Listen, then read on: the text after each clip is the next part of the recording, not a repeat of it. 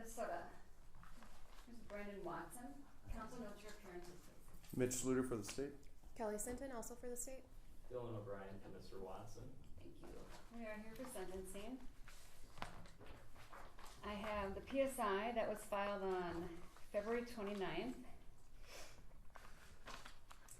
I also have victim impact statement from Ann Emerson, filed March 5th, and from Amy Walsh, March 4th. Is there anything else that anyone filed after that that I do not have? Which ones do you have, Your Honor?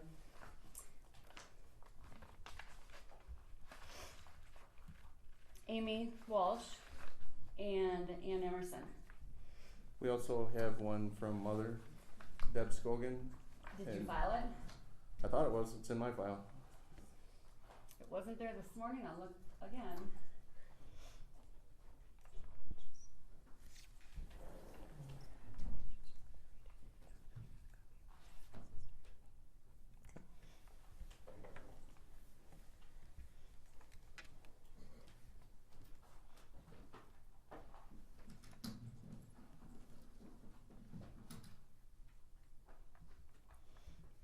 I do not have it. Do you have a copy of it?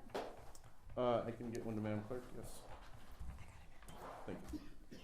Bring one for the court too, please. You can email it to Rose right now? Okay. Anything else? And Dad will share some words with the court as well. Okay. Anything from defense? Nothing further filed from defense of the release statements. Okay. And like I said, we're printing off the letter that we can use. And have you seen that letter, Mr. O'Brien? Yes, Your Honor. Okay. All right. We've got people observing remotely. I want to remind everyone, both in the courtroom and those that are observing remotely, that there is to be no outbursts at all like we had last time. Everyone that is observing remotely is to remain muted. Nothing you say will be heard. Okay. Mr. Schluter, before we get started, I had indicated previously that we do not film victims without their written or without their express consent. Did you obtain consent? I have. Okay. So everyone's okay being filmed? They are, yes. Okay. Then with that, you may proceed. Thank you. Thank you, Your Honor. We've reviewed the PSI. We have no need for any amendments or corrections. As stated before, there are some victim impact statements I would like to present to the court. First of all, there is one from a Miss Ann Emerson for the court's review. The other three will be read into the record today. Victim's sister is appearing via Zoom. Amy Walsh, she's asked me to read her impact statement in court. Okay.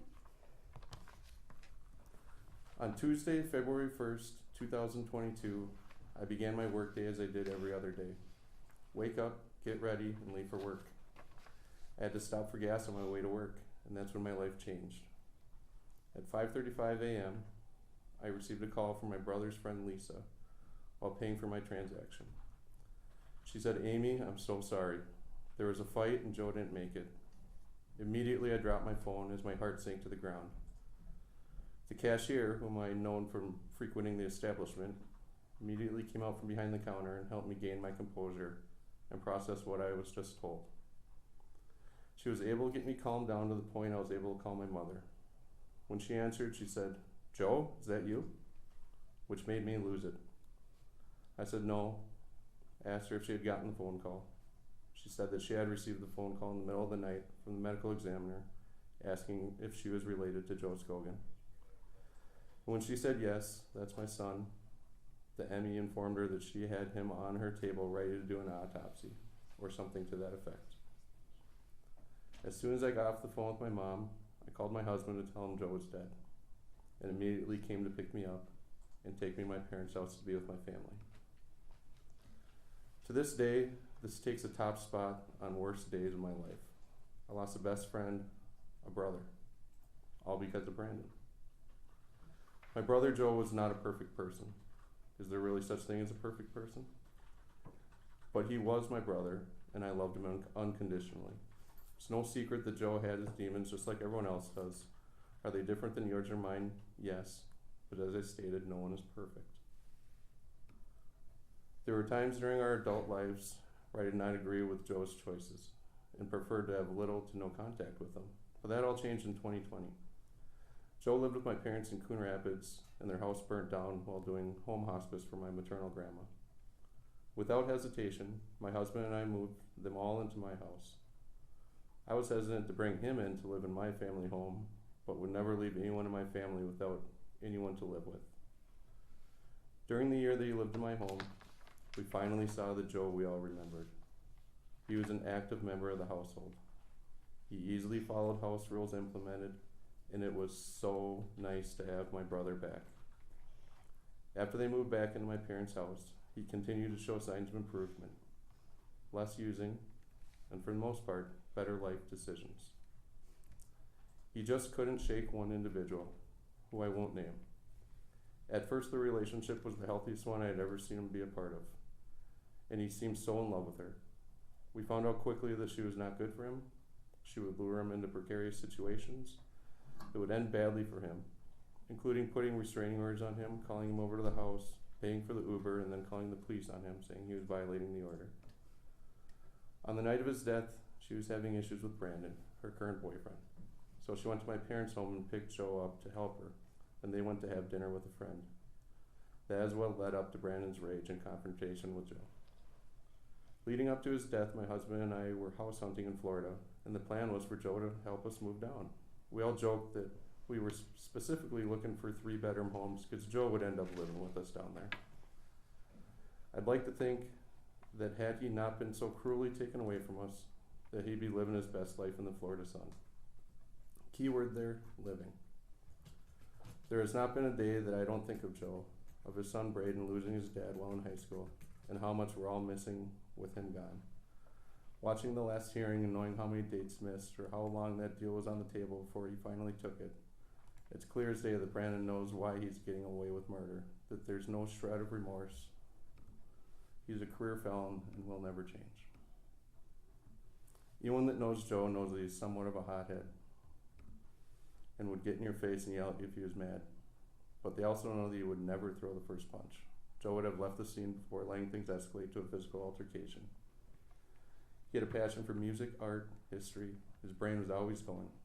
Every day since he was taken from us, I wanted to text him, share with him the new Miley Cyrus songs, videos, get new canvases of his artwork, but I can't, and I'll have to deal with that for the rest of my life.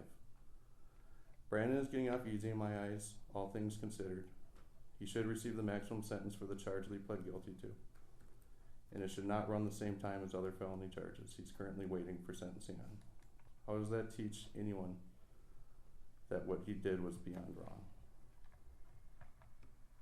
Respectfully, Amy Walsh, Joe's sister. Thank you. Next one presented will be from mother of Joe, Joseph Skogen.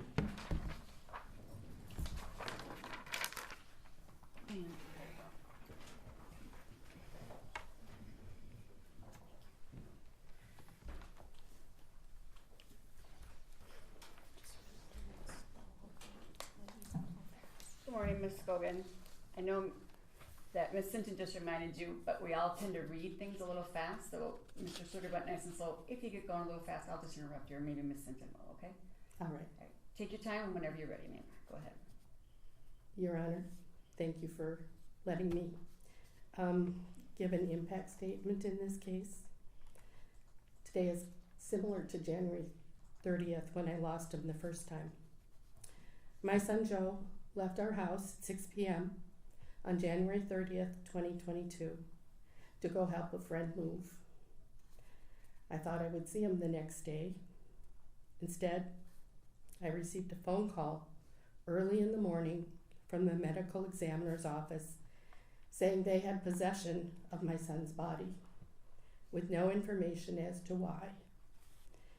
I was in shock, disbelief, and sick to my stomach.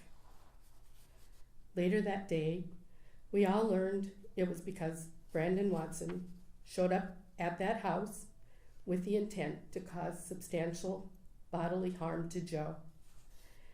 Brandon started a physical altercation, which led him to hit Joe in the head multiple times, possibly with a wrench. Did those blows specifically cause Joe's death? No. Did these blows impact his death when Brandon left and failed to contact 911 due to the injuries Joe sustained from Brandon?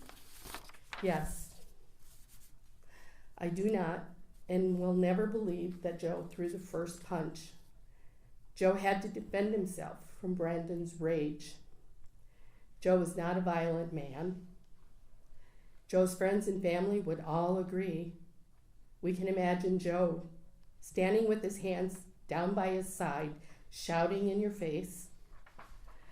Joe would still be alive if Brandon had not gone to confront him and thrown that first punch. In fact, Brandon knows as well as I do that I found him and Joe on another night shouting at each other when Brandon came to our home late that night. I had to stand between the two of them and ask Brandon to leave before I called the cops. Brandon and Joe were friends before they were caught up in the schemes of a woman who manipulated them both, and it ended with Joe's death. What we have lost as a result of Joe's death, our family has lost a son, a father, an uncle, and a cousin, all who loved him unconditionally through his pain and struggles. He was generous in spirit and loyal to his friends and family while struggling through life itself. After our house fire in 2020, which really affected him, he was trying to better himself. I was truly grateful to see him coming out of his dark days, spending time with family, friends, and especially his son, Braden. I was truly amazed and grateful at the outpouring of love from his friends and family at his memorial. The mortuary was overflowing with the chapel full and standing room only full in the lobby. It felt good to know he had touched so many hearts. Joe was learning about gardening and helped us with our landscaping and yard work. He maintained our pool. He was always cooking up new concoctions and so many more things. He was always looking for new hobbies or projects to keep himself occupied. He had an exceptional and brilliant mind that allowed him to find answers on how to repair things or figure out how things worked, such so that we called him MacGyver. Because of Brandon's malicious intent to hurt Joe, we will never see his smiling face again. We will never hear those awful Skogen puns or jokes. We will never have his help around the house. We will never see a new planting, painting, or fairy garden. We will never have him in our lives again. Brandon has shown no remorse throughout these past 2 years since the charges were brought forth by Anoka County. He has continually missed court appearances, required 2 body warrants to be issued for his lack of appearance in court, and resulted in additional felony charges of domestic assault and fleeing from the police in Wright County.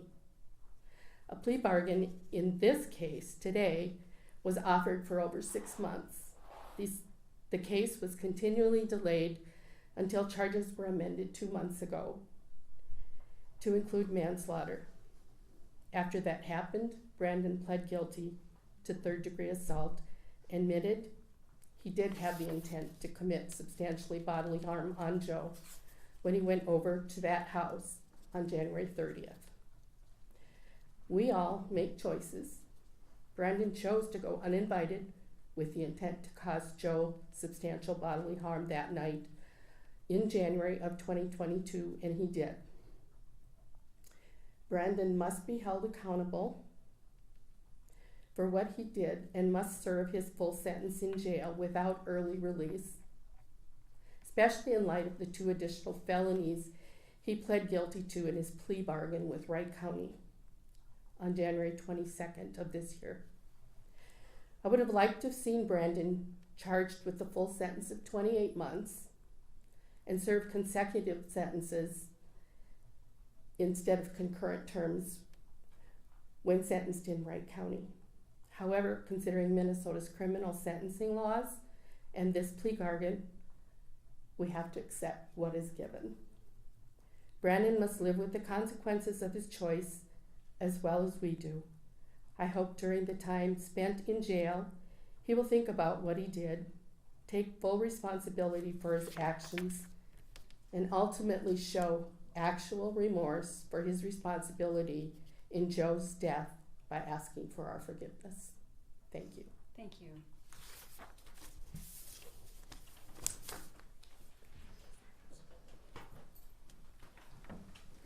And finally, the father of Joseph, Mr. Skogen. Okay.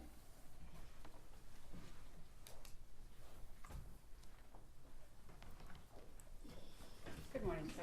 Good morning. You're Joseph? Say again? Joseph Skogen? Yes. Okay. Tom Skogen, Tom. father of Tom. Joseph. Right. Thank you. Sorry about that. Whenever you're ready, go ahead. Sorry that I didn't have anything written to say. Sometimes when I read written things, it feels too robotic, and didn't expect to speak on this stuff.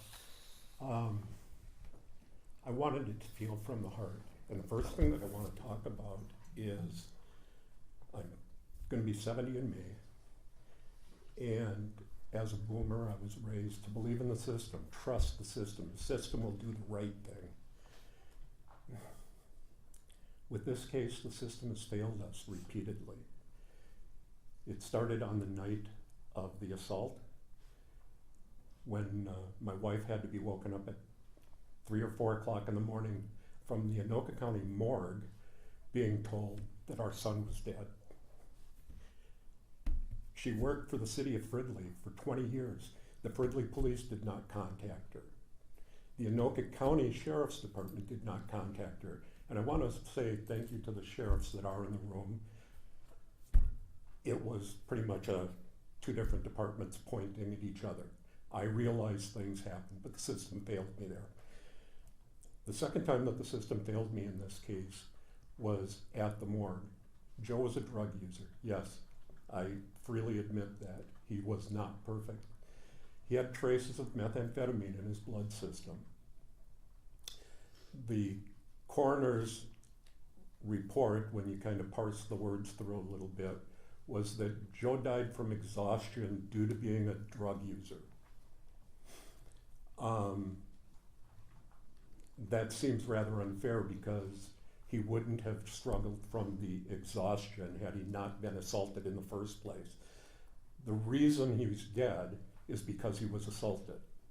And it's much like if there was a road rage incident and 2 people pull over to the side of the road and one person just cold cocked somebody, they drop to the ground, hit their head, split their head open, and they die instantly on the spot. It's the same thing.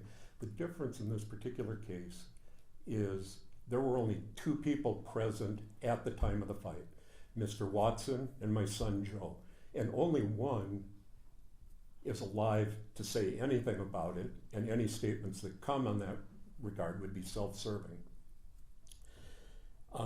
So I really want to trust that the system would work for me.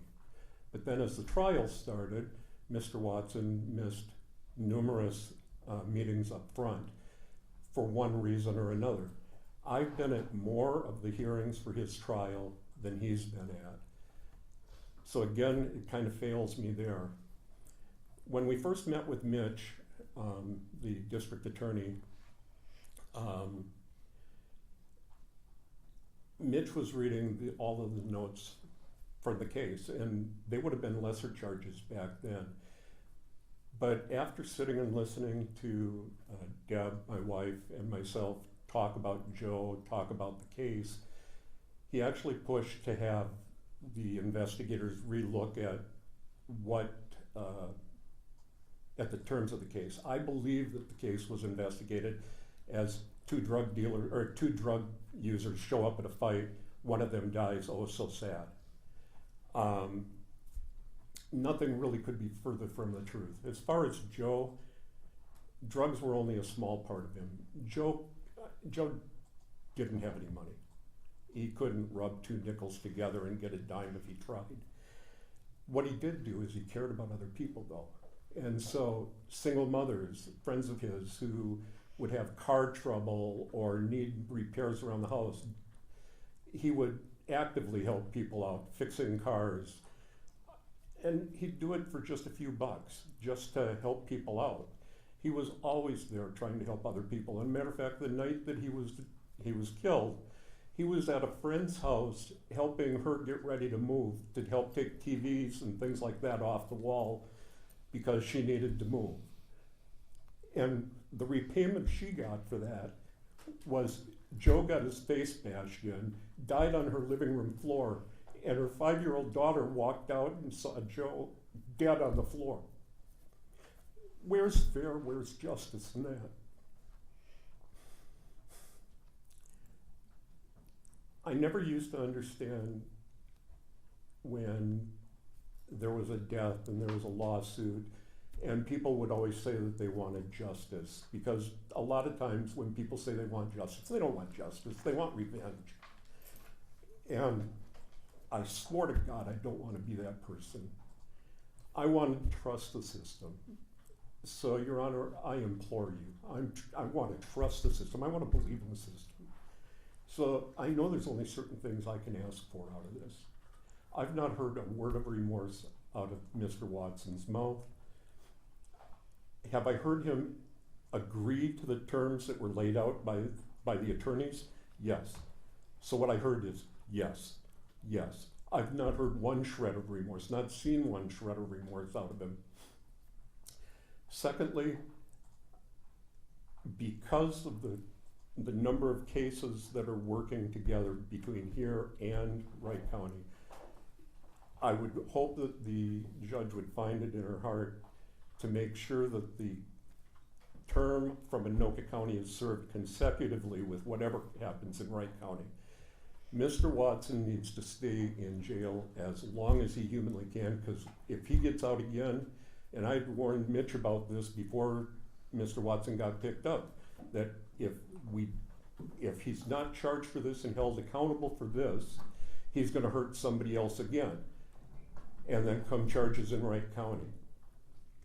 So, Your Honor, please do the right thing, restore my faith in the system, and at least go for consecutive sentencing. Thank you. Thank you very much. I appreciate that.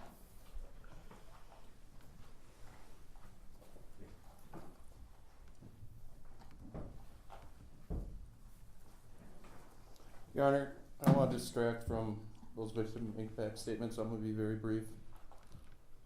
This whole incident is a tragedy. It's obviously left a family grieving and devastated. There's an agreed upon settlement in this case, which calls for a 24-month prison sentence. I ask the court follow the agreement. Let the family move on with their grieving outside of courtrooms and court appearances. Thank you. Thank you. Mr. O'Brien. Thank you, Your Honor. Just a few comments here. Life hasn't been easy for Mr. Watson, and in the midst of his many struggles, he did something he deeply regrets. We've talked about that quite a bit. Memories of that day are going to hang over Mr. Watson's head for a long time. He's sorry not only that he hurt the victim here, but also he's sorry that the harm he caused rippled out and affected so many people. He sits in front of you today, Your Honor, not as a monster, but as a human being who made a terrible, irreversible decision. This case involves a complex set of facts, and Mr. Watson did take responsibility for the assault, but ultimately he did not plead to the manslaughter charge that he did have a right to trial on. As of today, he's served 194 days in jail, with his mother on the outside who's been struggling with a cancer diagnosis and who's been unable to visit him, and he's been unable to visit her. He's also been unable to see his 9-year-old son since August. None of this is to minimize the suffering resulting from the incident. He'd like to emphasize that he does not take any of this lightly. He understands that he will go to prison, and he's not asking for leniency today. He asks only that Your Honor enforce the plea agreement. Eventually he will be released, and he hopes to be a better member of the community than he was before. He would ask again that Your Honor enforce the plea agreement.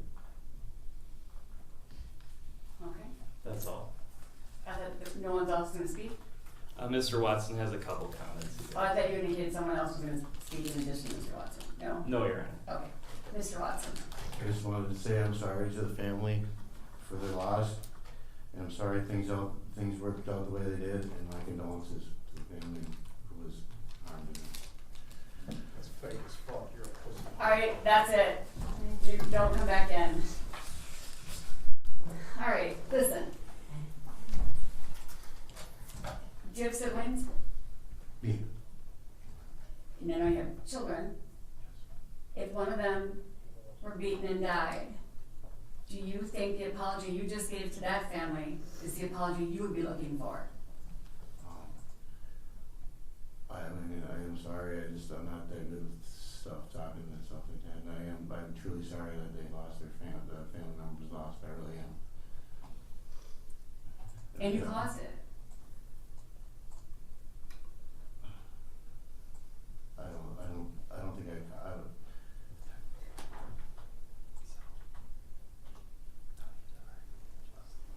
Okay, alright. I'm sorry. Okay, well,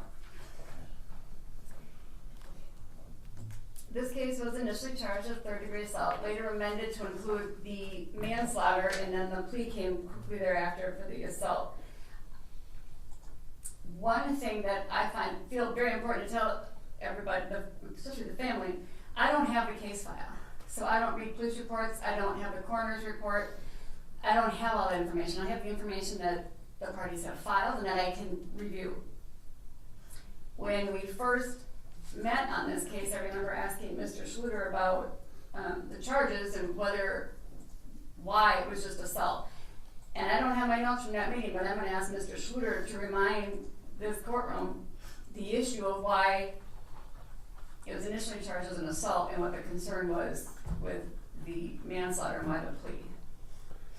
Thank you, Your Honor. And the initial probable cause in the complaint indicated superseding medical issues. There was an assault. There were superseding events.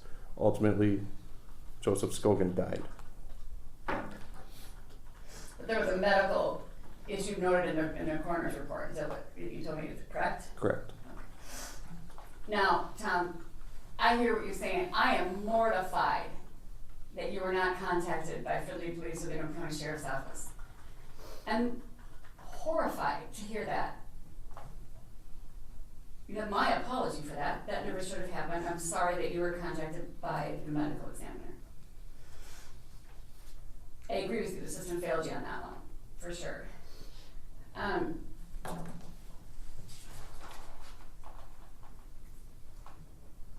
lot of people come to these sentencings regardless of what the crime was and what happened, and I think that today might be like closure for them, and that from here we're just going to start to move on. I want to warn everyone that it's rarely closure. It's just another day, and then after that there'll be nothing else. And I want you to understand that those emotions are going to be different than just as closure. And Tom, I agree with you also that I think the initial reaction was that this was a drug deal turned into a fight, and that's how it was kind of written up. I would agree that additional investigation was needed, and the charge, at least for the probable cause portion of it, that amended charge was right. I don't know whether that would have been able to be proved at trial or not. I just, like I said, I don't have those facts, but I trust the state when they make the assessment that they weren't sure they could prove it at trial. We went with this.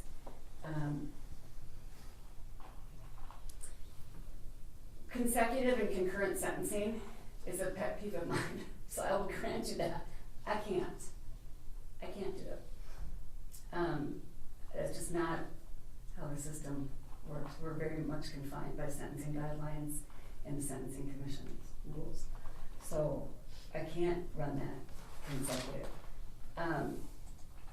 At best, this is an incredibly light sentence for an assault 3 for someone who has a criminal history score of 4. Having said that, I don't set the sentencing guidelines either, but it is an incredibly light sentence in my opinion, pursuant to the guidelines. It's in compliance with the guidelines, but it doesn't mean. At worst, you got away with murder.